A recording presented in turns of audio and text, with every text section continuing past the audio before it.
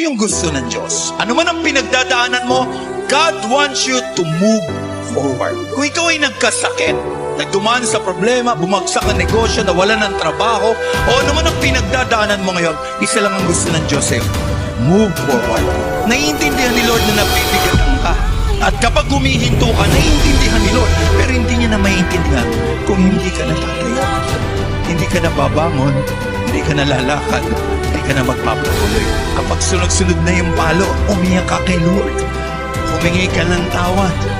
Don't have that defeated mindset. Hindi kalooban ng Diyos na ang laman ng isip mo ay palaging natatalo ka.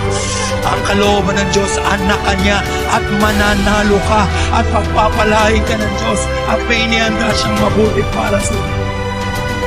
You are not born defeated. You are born a winner. Hindi ka pinanganak para matalo.